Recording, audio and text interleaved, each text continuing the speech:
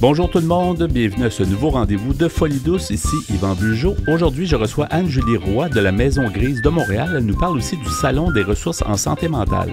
À l'espresso et à l'espresso allongé, Pierre Laporte amène son sujet, la douance. Notre collaboratrice Catherine Stassin est aussi des nôtres. Sa chronique « Simplifions-nous la vie ». Bienvenue à Folie douce.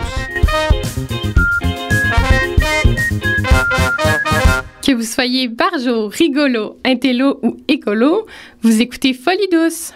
J'accueille maintenant mon invitée, Mme Anne-Julie Roy. Bonjour Anne-Julie, bienvenue à l'émission. Bonjour, merci. Bonjour, bienvenue et merci d'être là. On va parler ensemble de plusieurs sujets. Tu es directrice des services externes à la Maison Grise de Montréal, un organisme connu depuis longtemps. On va apprendre à connaître ce que c'est. Puis on va parler aussi du Salon des ressources en santé mentale qui revient tous les 2 ans depuis de nombreuses années. Donc, oui. Comment tu pourrais nous présenter toi-même? En fait, je pense que tu œuvres dans le domaine de la santé mentale depuis quand même longtemps.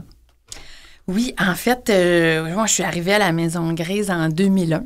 Donc, ça fait déjà plusieurs années. Ouais, plus de 20 ans. Oui. Je suis arrivée en stage à la Maison Grise comme intervenante psychosociale. Moi, j'ai étudié en travail social. OK. Puis, voilà, j'ai travaillé comme intervenante psychosociale pendant plusieurs années. Maintenant, je suis directrice des services à l'externe. Et la Maison Grise, qu'est-ce que c'est? C'est une maison d'hébergement pour femmes violentées. Donc, on travaille avec vraiment toutes les différentes formes de violence.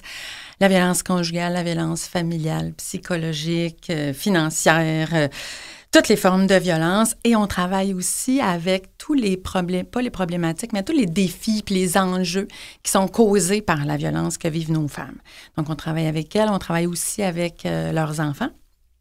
Donc, on offre de l'hébergement pour les femmes. On a 2 maisons d'hébergement. Une maison de première étape avec un séjour qui peut aller jusqu'à 2 ans, puis une maison de deuxième étape avec un séjour qui peut aller jusqu'à 5 ans.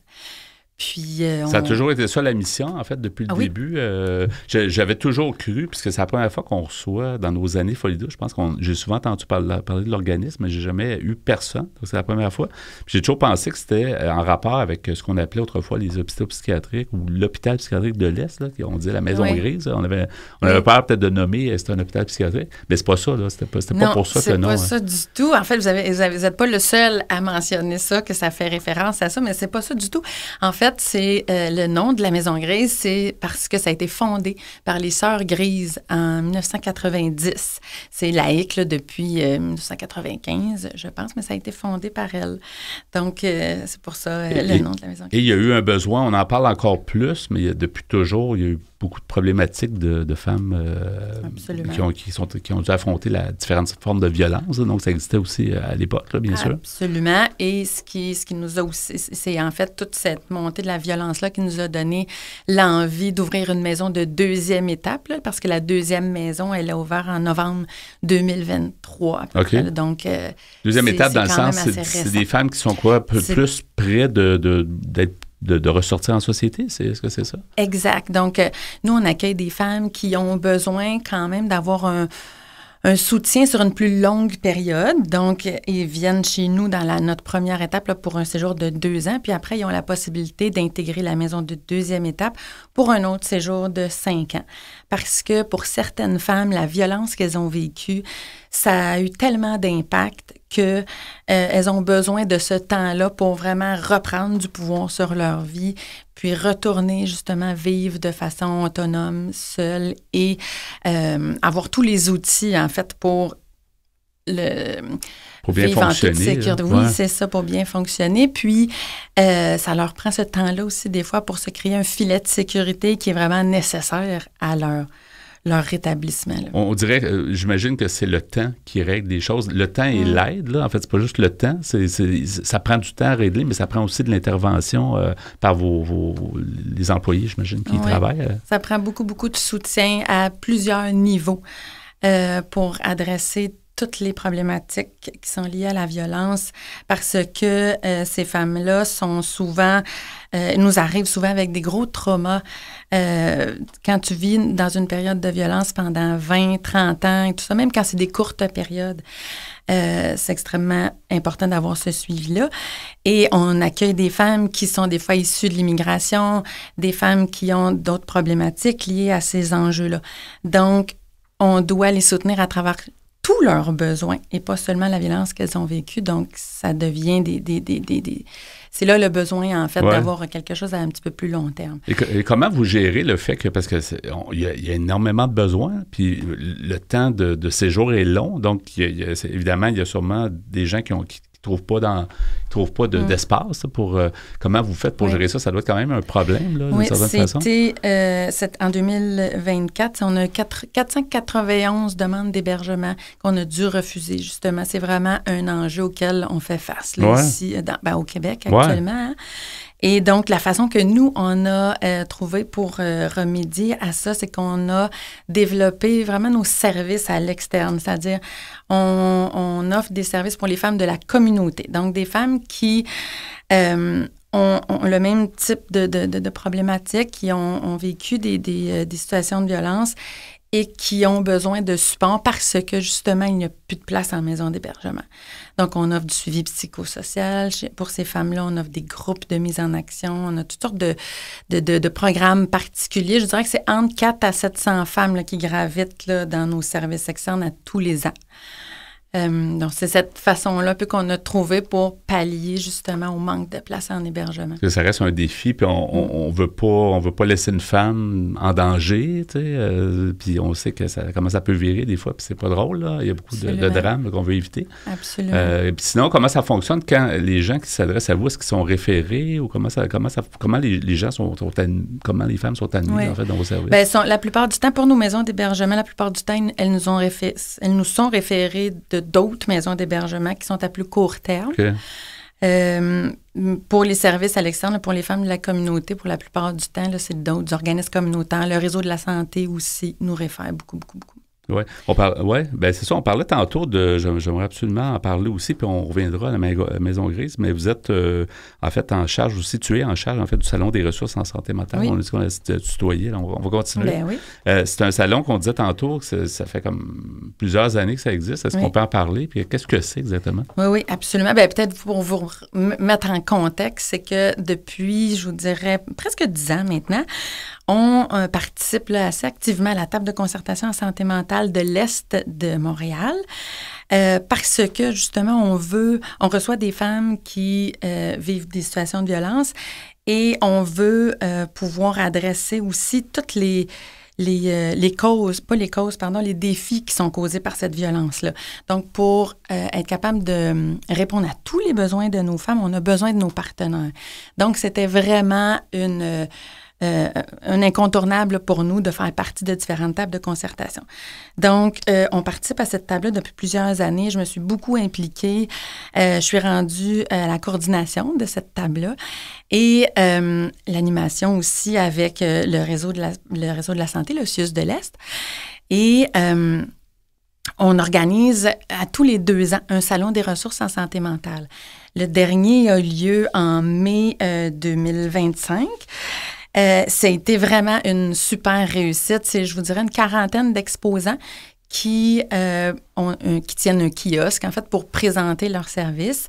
C'est vraiment l'occasion pour les organismes de se rencontrer entre eux, de créer des liens, mais aussi de présenter leurs services à la communauté, aux gens, qu'on soit interpellé de proche ou de loin par la santé mentale. Des fois, c'est des proches aussi qu'on veut soutenir. Donc, c'est vraiment un salon qui regroupe, je vous dirais, presque tous les organismes qui travaillent de près ou de loin avec la santé mentale.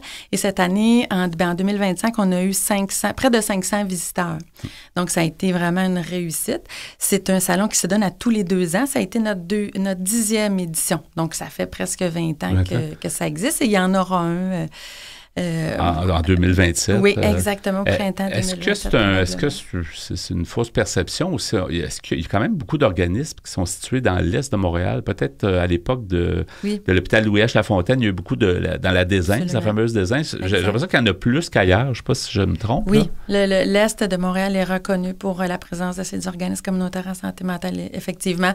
Probablement, oui, à cause de la présence de l'Institut universitaire en santé mentale. Et c'est dynamique et c'est varié. Surtout, tu parlais de la multitude d'organismes, puis il y en a qui font toutes sortes de services, puis on les reçoit des fois à l'émission, on les reçoit pas tous, mais d'avoir un endroit unique comme ça pour les connaître, c'est bien. Puis c'est important, la collaboration entre les organismes. Je pense absolument, c'est nécessaire. Ouais. C'est nécessaire. Et de plus en plus, on reçoit... les organismes communautaires, sur la table de concertation, c'est ce qui ressort aussi, c'est que tous les organismes ont les mêmes enjeux, c'est que les gens qui font des demandes chez nous arrivent avec une multitude de besoins et c'est de plus en plus complexe. Avant ça, dans un organisme, par exemple, de réinsertion à l'emploi, les gens venaient pour se réinsérer à l'emploi. Maintenant, ils arrivent, oui, pour ça, mais beaucoup d'autres problématiques aussi à adresser chez ces personnes-là. Donc, on a besoin de travailler en partenariat de plus en plus. Là. Tu disais tantôt que ça fait quand même plus de 20 ans que tu es dans le domaine, mais moi, j'ai l'impression que ça s'est beaucoup nuancé avec les années. Tu sais, si on recule à 20 ans, il me semble que aujourd'hui, la santé mentale, les organismes communautaires, j'ai l'impression que plus de nuances, plus de... Tu sais, les organismes se sont comme adaptés, puis je pense que c'est plus intéressant aussi, là, c'est plus dynamique de cette façon-là. Ah oui. Oui, absolument. Oui, parce qu'en fait, on travaille avec des humains et les humains ont une multitude de besoins. On ne peut pas juste dire, nous, on va travailler en silo avec ce besoin-là, puis toi, tu vas travailler en silo avec ce besoin-là. Ça fonctionne plus. C'est ça, exactement. Ouais. Il nous reste à peu près 2 minutes. Anne-Julie, je pense que tu es aussi impliquée au niveau du CATAC. Puis, on pourra en parler tant qu'à être là. Oui, parce que je suis formatrice aussi sur le trouble d'accumulation compulsive. La Maison Grise, on a développé depuis quelques années des services très spécialisés pour le TAC. Parce que chez notre clientèle, nos femmes qui venaient nous voir à l'externe, les femmes de la communauté, on voyait que c'était des symptômes, il y avait des symptômes de cette problématique-là. Donc, on a développé des services comme ça. On s'est beaucoup impliqué au niveau du CATAC, le Comité d'action pour le trouble d'accumulation compulsive. Moi, j'en suis la directrice aujourd'hui. Oui, c'est un comité, en fait, qui travaille à faire de la sensibilisation, qui travaille à faire connaître la problématique de TAC, qui est une problématique de santé mentale qui est encore très, très peu connue, sous-diagnostiquée et pour laquelle il y a très, très peu de services encore. Donc, on travaille à favoriser l'émergence de services et à faire de la sensibilisation à la population. Il y a beaucoup de préjugés. On se dit souvent, ramasse-toi, fais du ménage, mais c'est pas aussi simple que ça. On a déjà parlé dans une autre émission, puis on pourra en reparler parce que c'est méconnu, puis c'est mal, c'est plutôt tabou même. Absolument. Et à cause de cette stigmatisation-là, les gens ne sont pas portés à faire des demandes d'aide dans les services. Alors qu'il y en a. Il y a de l'aide, il y a des services. Oui, il y en a peu, mais ça commence quand même de plus en plus à se développer. Avant de terminer, on va donner les coordonnées. La Maison Grise, comment on peut trouver le site web? Vous pouvez nous retrouver, au www.lamaisongrise.org. Sinon, on a une page Facebook. Moi, je suis aussi très, très active sur LinkedIn. On va voir toutes les dernières nouvelles et tout. Oui, absolument. Puis au niveau du salon, il y a aussi une page Facebook, je pense, au niveau des salons des ressources en santé mentale. Oui, la page Facebook, c'est Salon des ressources en santé mentale de l'Est. Oui, en trouvant, on voit que c'est là, parce qu'il n'y en a pas 50. Oui, c'est ça, exactement. Puis toutes les dates vont être annoncées et tout ça. Oui, c'est ça, pour se tenir au courant en direct. Merci beaucoup, Anne-Julie Roy. C'était fort intéressant de te recevoir. Puis bonne continuation avec la Maison Grise et avec aussi le prochain événement en 2027 et tous les engagements. Donc, merci beaucoup pour tout et à la prochaine. Merci, oui, à la prochaine. Bye-bye. Vous voulez savoir de quoi on a l'air et qu'est-ce qu'on mange en hiver? Venez découvrir notre site web au antenne.qc.ca, le antenne.qc.ca. Bonjour, Pierre Laporte. Salut Yvan. Alors aujourd'hui, ton sujet, c'est le thème la douance qu'on va apprendre. Il y a beaucoup de gens qui savent c'est quoi. Et d'ailleurs, on va passer les deux segments l'espresso allongé de cette émission sur ce sujet-là. Et aussi à la prochaine émission, je pense que tu vas aussi revenir avec le sujet. Oui, alors, c'est en 2 parties. En 2 parties, alors on va écouter ça avec intérêt. Oui. Alors, oui, c'est d'après un article que j'ai trouvé sur Internet. Ben, en fait, c'est notre ancienne chroniqueuse Ève Cardinal qui m'a envoyé cet article. Ça s'appelle « Gérer la douance ». Et en fait, ça me fait penser à un bouquin qui était sorti en 1979 qui s'appelait « Le drame de l'enfant doué ». Ça avait été écrit par Mme Alice Miller. Oui, parce que les enfants qui sont surdoués peuvent vivre des drames, eux aussi, à l'école en particulier. On entend souvent ça, que les jeunes sont souvent même dissipés, ils sont plus turbulents parce qu'ils comprennent vite la matière, puis ils aimeraient ça aller plus vite, parce plus loin. Ils sont en petit nombre, et ça peut aller trop lentement pour où ils peuvent se sentir à l'écart. Mais tu vas voir au fur et à mesure de l'article, c'est écrit par une dame... en fait, c'est la docteure Marianne Bélanger, qui est psychologue et neuropsychologue, et ça vient du site AccuDouance. C'est le site de l'Association québécoise pour la douance. Alors, cette docteure Marianne Bélanger nous dit « La douance est un mode de fonctionnement différent de la norme. Elle est caractérisée par un haut potentiel intellectuel, une intensité importante et une grande créativité. La douance peut se manifester dans un ou plusieurs domaines tels qu'artistique, intellectuel, académique, leadership et autres. En explorant la littérature scientifique, on découvre que la douance prend différentes formes, qu'elle est tantôt un facteur de réussite, tantôt une source de difficulté. Parfois, elle est même une source de souffrance. On apprend qu'elle peut être confondue avec certains troubles et que des diagnostics erronés sont trop souvent posés, faute de connaissances. On constate que la douance peut être accompagnée de troubles ou de déficits qui la rendent plus difficile à détecter. Cette double exceptionnalité a parfois comme conséquence que ni la douance ni le trouble ne sont reconnus. Par exemple, le premier problème, c'est qu'on manque encore de consensus sur la terminologie. En France, une tendance vers le terme précocité intellectuelle semble émerger, mais on y retrouve aussi souvent le terme surdouance. Ici, au Québec, on tend plutôt vers douance et haut potentiel intellectuel, qu'on abrège par HP ou parfois HPI. Et le deuxième problème, pour comprendre la douance, il faut d'abord comprendre ce qu'est l'intelligence. Alors, l'intelligence, c'est quoi? Eh bien, plusieurs chercheurs dans le monde se posent la question depuis des décennies et un débat scientifique est toujours présent. Y a-t-il un seul facteur d'intelligence générale qui est commun à tous? Et où l'intelligence a-t-elle de multiples facettes qui prédiront la réussite dans un domaine particulier? Unique ou multiple, les chercheurs s'entendent généralement sur le fait que l'intelligence, c'est notre capacité à penser, à réfléchir et à comprendre, et notre capacité à nous adapter, à agir et à créer.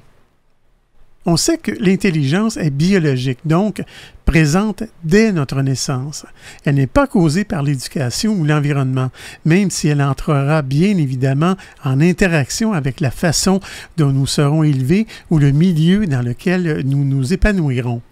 En bref, l'intelligence est causée par des milliers de gènes, et nos gènes, ce sont nos parents qui nous les transmettent. Maintenant, comment fait-on pour savoir si quelqu'un est plus ou moins intelligent que les autres? Même si les débats existent sur la façon de mesurer l'intelligence, on sait que les tests de quotient intellectuel, qu'on appelle QI, mesurent bien ce qu'on entend généralement par intelligence. Mais quoique, il y a des débats là-dessus, je peux y revenir, sur les fameux tests de QI. Oui, il y a beaucoup de gens qui se cachent derrière ça, mais c'est pas nécessairement... En tout cas, pas si simple. Non. Mais avant de dire ce qu'est la douance, il est utile de comprendre ce qu'elle n'est pas. Alors, être surdoué, qu'est-ce que ce n'est pas? 68% des gens sont dans la moyenne. Le rythme d'apprentissage et les objectifs scolaires sont pensés pour eux. À moins de faire face à des difficultés dans leur développement, Ils réussiront à l'école et auront un fonctionnement normal à l'âge adulte. Et 13,5% des gens ont une intelligence supérieure, soit au-dessus de la moyenne. Et un autre 13,5% ont une intelligence inférieure, soit au-dessous de la moyenne. La recherche montre que les premiers auront plus de facilité à l'école grâce à leur rythme d'apprentissage plus rapide.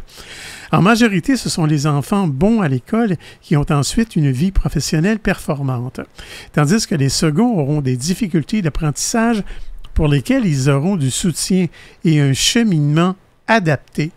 Pour finir, la majorité obtiendra un emploi et atteindra un bon niveau de vie.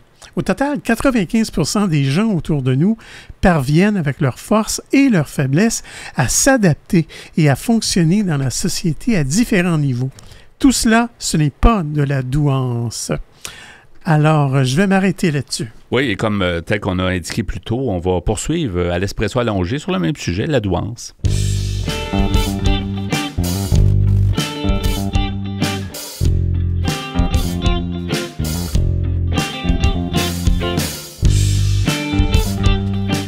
À venir à Folie douce, Catherine Stassin apporte sa chronique « Simplifions-nous la vie ». À l'Espresso allongé, Pierre Laporte poursuit avec son sujet « La douance ». Vous voulez échanger avec nous? Vous désirez participer à nos productions? Notre site web est antenne.qc.ca. Utilisateur des réseaux sociaux, cherchez Folie douce Radio pour nous trouver. Vous écoutez actuellement Folie douce, pionnier en santé mentale depuis 1991. Folie douce, une communauté, une radio.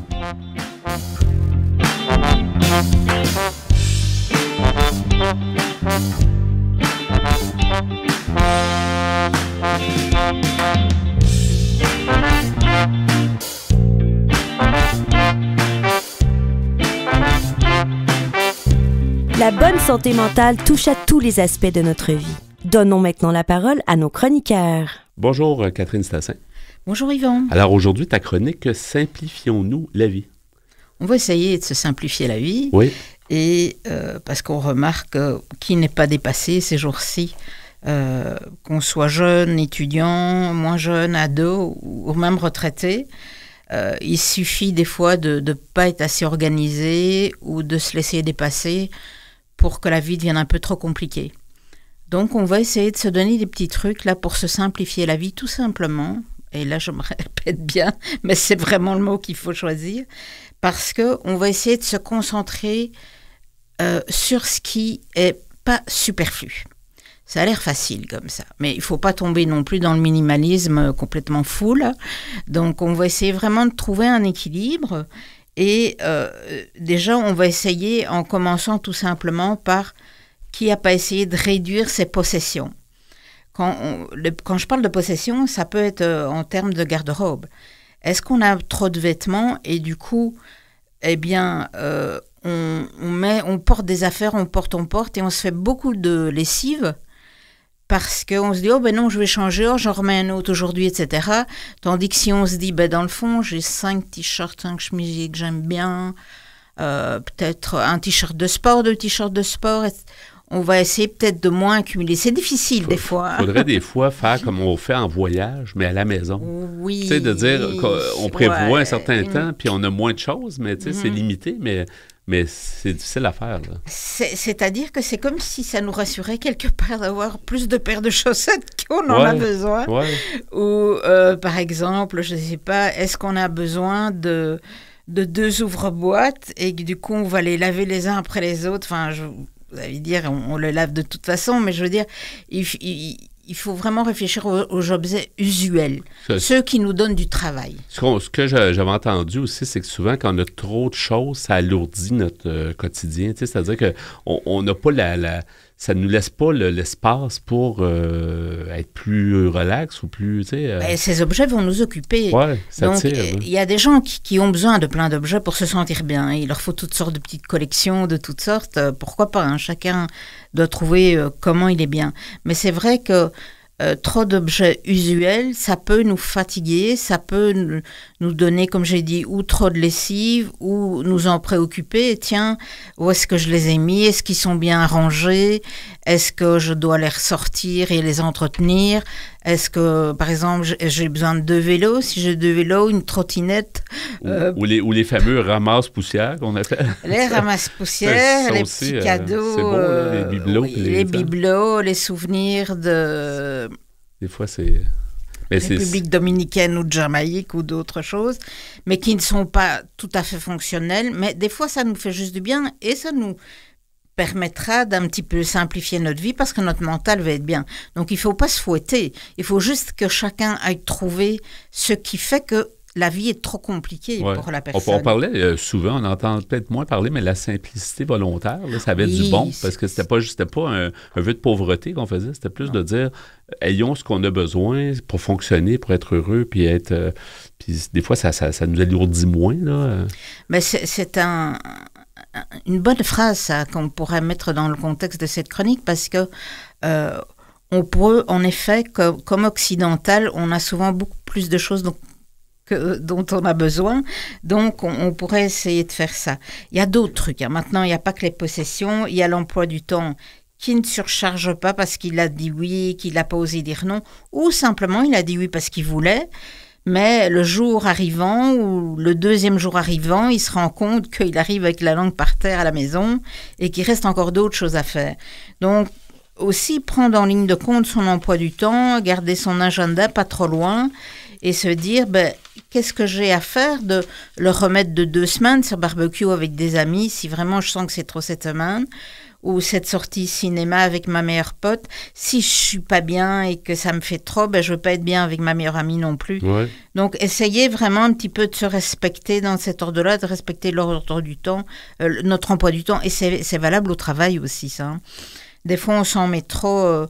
Aujourd'hui, ça m'est arrivé et je me suis dit, mais dans le fond, cette personne est capable de faire une partie du travail avant de venir me voir. Et en fait, je lui ai dit verbalement, je lui ai dit, est-ce que, par exemple, tu pourrais, toi, déjà effectuer telle démarche et quand tu es prêt, tu m'envoies un courriel et à ce moment-là, descends me voir et on verra. Et la personne a été, oui, bonne idée, etc. Et en fait, je me dis, c'est à moi aussi de dire... en fait, les gens sont tout à fait capables de faire une partie du travail et ça fait partie de leur travail aussi, quelquefois. Ouais. Donc, ça change notre emploi du temps et ça le simplifie aussi un petit peu. Alors, on l'a déjà dit dans d'autres chroniques, mais mon Dieu, ce que les réseaux sociaux nous encombrent d'informations. Pourquoi est-ce qu'on s'en choisirait pas un seul? Et oui, on va peut-être rater une nouvelle ailleurs, mais pourquoi est-ce qu'on... Allez, moi, je suis plus fan de tel réseau ou... je choisis tel réseau parce que là, j'ai un groupe avec mes meilleurs amis ou le groupe de... Je suis fan de tondeuses électriques. Je ne sais pas, il y a un groupe extraordinaire et je le garde juste pour ça. D'accord? Donc, on peut faire un choix et se dire... Et on verra qu'au bout d'une semaine, 2 semaines, et qu'on a bazardé 1 ou 2 médias sociaux, dans le fond, on est toujours là et tout va bien. Notre vie sociale continue. Et il y a quelque chose à arranger dans les médias sociaux qui devient presque addictif, là. On est là, on se rend pas compte, on vient de passer 1 heure, puis on se dit, on vient de passer 1 heure à lire quoi, je sais pas. Là, est-ce qu'on a vraiment été chercher vraiment beaucoup d'informations, beaucoup de choses qui nous font du bien? Pas sûr. C'est ça, et eux, ils ont tous des algorithmes qui prennent en compte tous les choix qu'on a fait, le temps qu'on a passé sur chaque image, etc. Et du coup, perfectionnent encore mieux, et on devient encore plus accoutumé, et c'est encore plus accoutumant. Donc, à un moment donné, c'est pas le cas de tout le monde, hein, mais si on sent ça, faut vraiment se prendre en charge et se dire, c'est moi qui dois le faire, il n'y a personne d'autre, surtout pas ces réseaux sociaux qui vont m'aider. Dans ce cas-là, c'est à moi de couper. Ouais. Alors, on peut aussi se faire des petites routines toutes simples. Hein, au lieu de se dire, le matin, je me lève, oh mon Dieu, on pense à 36 000 choses avant de déjeuner ou en déjeunant. On pourrait juste se mettre une petite feuille sur le frigo ou sur son portable, ou on fait comme on veut, sur la table même du petit déjeuner, où il y a 3 choses maximum qu'on va faire avant de partir au boulot. OK? 1, lancer le séchoir. 2, préparer une omelette pour le matin, j'en sais rien. 3, se préparer une salade de fruits. Je veux dire, on se limite. C'est déjà pas mal, 3 choses. Oui, c'est beaucoup. Si on réalise 3 choses chaque matin, c'est quand même pas mal. Voilà. Mais en faisant ça et on se dit, tiens, le mardi, Est-ce que ça m'aiderait pas si je faisais une petite lessive et le week-end va être plus allégé? On se met 3 petites choses comme ça et ça va nous changer la vie. Ouais. Encore une fois, c'est à chacun de trouver le rythme qui lui convient. Et les gens qui ont beaucoup d'énergie, ils peuvent en faire 5 par jour. Mais comme tu dis aussi, souvent, on se perd. Alors que si on marque clairement sur un papier ou quelque chose, des fois, ça va être simple. C'est 3 choses, mais on va être sûr de les faire. Tu sais, c'est ça, là.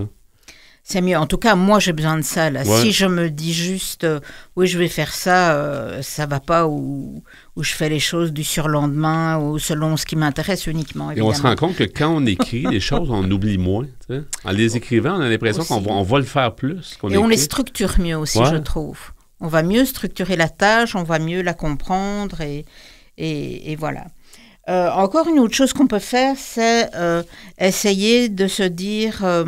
qu'est-ce qui est l'essentiel? Parce qu'en devant organiser notre horaire, les tâches, en devant limiter les possessions, etc., tout ça nous oblige à nous concentrer sur notre essentiel et à penser aux choses importantes pour nous. Donc ça, c'est un bon exercice intellectuel qui va participer à cet allègement et à cette simplification de notre vie. Et on ne veut pas être perfectionniste non plus, totalement fou en se disant, là, ça va être la perfection cette semaine, etc.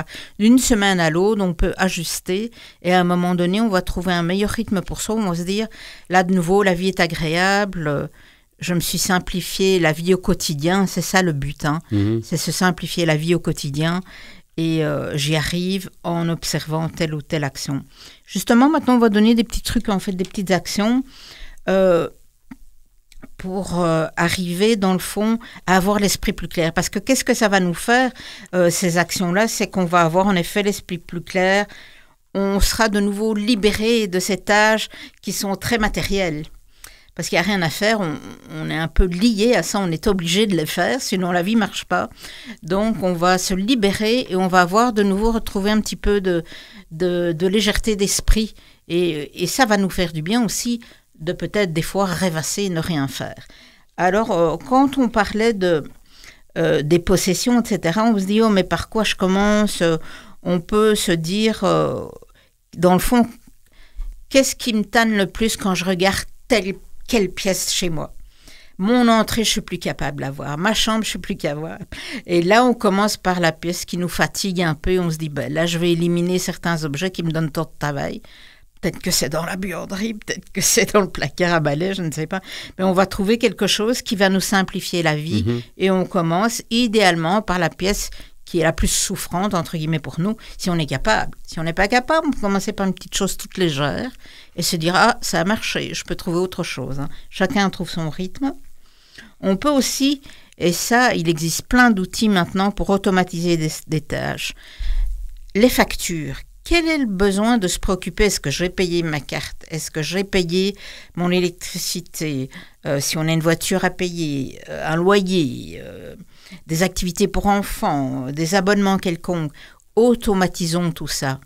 D'accord, automatisons, c'est bien, mais prenons-nous quand même au moins 2 fois par an pour vérifier si ces abonnements sont toujours réglo et que tout fonctionne bien. Ou automatisons ou mettons-les à l'agenda, puis oublions-les jusqu'à temps qu'on... Pour ceux qui aiment faire ça, pourquoi pas mettre à l'agenda et le samedi ou... Tu mets ça à l'avance, voilà. Tu arrives à la journée, tu dis, ben, c'est vrai, j'ai ça à payer. Chacun fait comme il veut. Moi, je dois avouer que je trouve ça extraordinaire d'automatiser la facturation. Ouais. Moi, ça m'a allégé la vie, là. Dans le sens qu'un prélèvement qui se fait automatiquement, par exemple, ou un paiement qui se fait automatiquement, là, par exemple. Oui, c'est ça? Oui, ça, c'est vraiment... Ouais.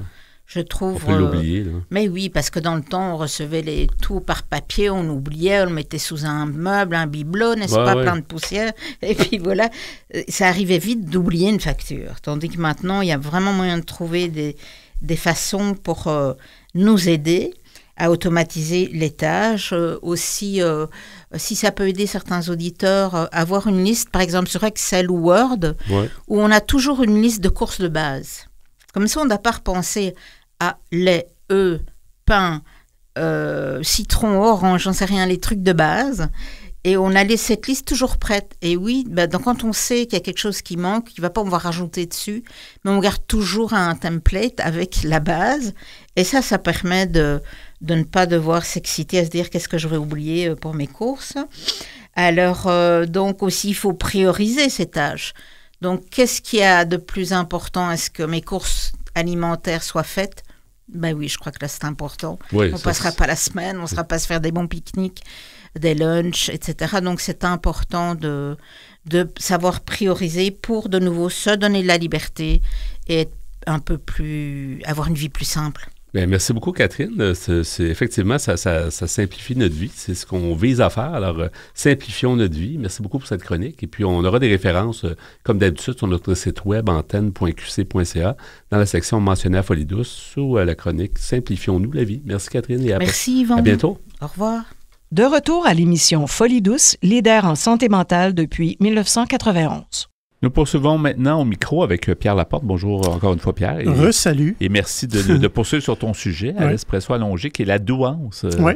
Tu nous as déjà mis la table, puis il y a beaucoup de matériel encore à mentionner. Là. Oui, la douance, il y a peut-être encore beaucoup de gens qui ignorent ce que c'est. En fait, ça veut dire les enfants, pas seulement que les enfants, en fait, mais ceux qui sont doués ou surdoués. Parce que les adultes le demeurent souvent. Là, oui. C'est ça. Hein. Oui. Alors, c'est un article... qui s'appelle simplement « Gérer la douance », écrit par la docteure Marianne Bélanger, qui est psychologue et neuropsychologue.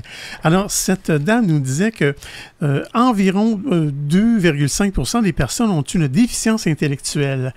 Et elle nous dit, heureusement, la déficience est reconnue par le ministère de la Santé et des Services sociaux, ainsi que par le ministère de l'Éducation, et je parle d'ici au Québec.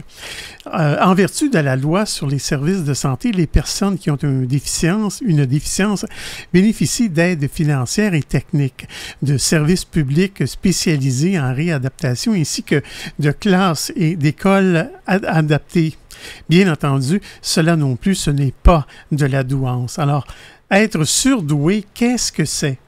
Actuellement, on tend à définir comme ayant un haut potentiel intellectuel les individus avec un QI supérieur à 130, soit autour de 2,5% de la population. En France, plusieurs auteurs recommandent un seuil de 125, ce qui inclut plutôt 5% de la population.